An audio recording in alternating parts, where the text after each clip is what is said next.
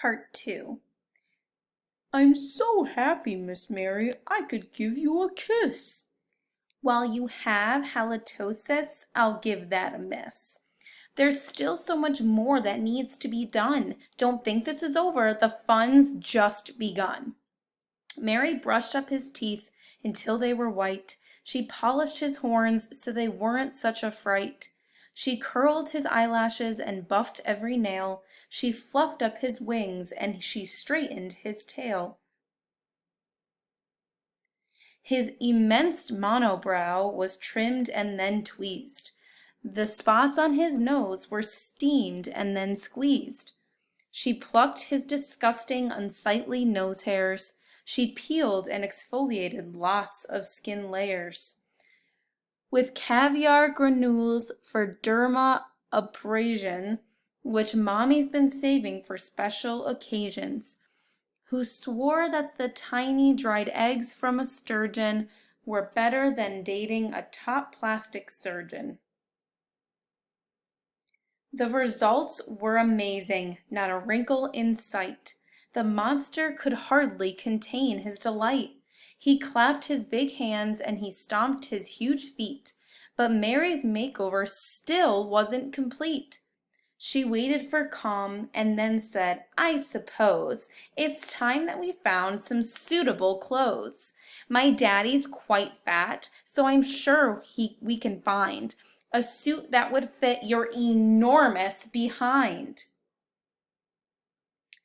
They went to the wardrobe and opened the door. It was haute couture heaven from ceiling to floor. There were shoes, there were suits and dresses galore. Couture, Givenchy, Chanel, and Dior.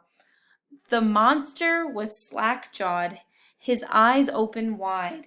He hadn't the slightest clue how to decide between Prada, Armani, or Gucci, or Boss. In this late maze of designers, he was quite at a loss.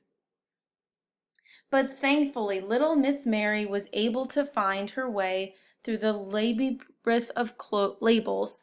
She scoured the shelves and rummaged through rails, convinced that the monsters would look great in tails. Mary searched for her father's bespoke formal wear. After all, it was Daddy who made her aware that even a monkey dressed up in a tux have a good chance to look like $1,000,000. She furnished the monster with J.P. Todd's shoes, a Ralph Lauren shirt, then proceeded to choose a stunning tuxedo from Louis Vuitton, and his bated breath waited as he put it on.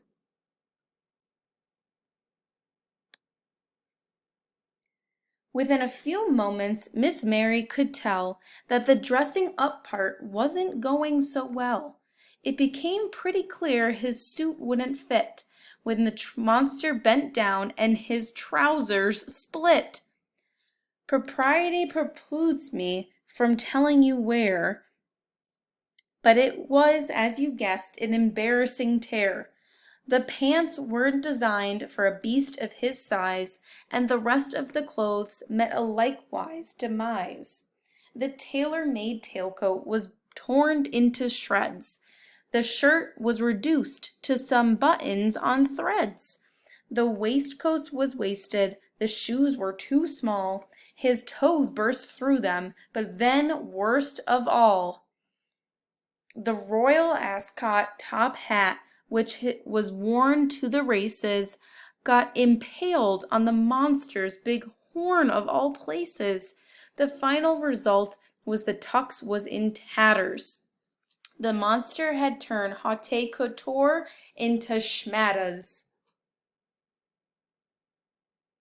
I cannot believe I was so naive, said little Miss Mary, a little bit peeved.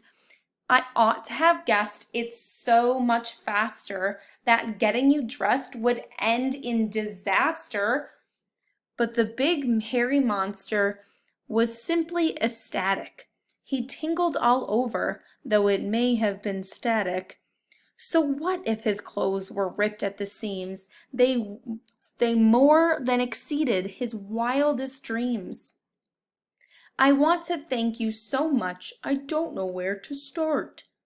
Instead of my gut, there's a place in my heart. For Mary, you've changed me both inside and out. I was going to devour you, but now I'm devout. I can't wait to get back to the big monster's lair, to show them my clothes, my skin, and my hair. I shall teach other monsters how not to be feared. He thanked her once more, and with that disappeared. After waving goodbye, Mary drew a deep sigh, lay back, and imagined new things she could buy. But hard as she tried, her dreams weren't the same. Compared to the monster, they all seemed so tame. Her entire short life she lived like a brat, with "Can I have this?" and "Can I have that?" But it looked like she finally found her passion, not just for herself, but for her big monster fashion. She never imagined one day she may yearn, not her dresses or shoes, but a monster's return. When all of a sudden she heard something creaking, she sat up and listened to scraping and squeaking. The closet doors opened, and through them came out a motley of monsters with horns, tails, and snouts. Sharp teeth and long tentacles, talons and trunks, some hairy, some scaly, all smelly as skunks. It's hard to find words to describe their features. They were beyond doubt the ugliest creatures. Every single one weird, every single one wild, every single one there to be fashioned and styled. What do you do when you're faced with such freaks? Do you faint?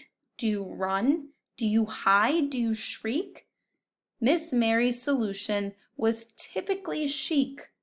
I will open the world's first monster boutique.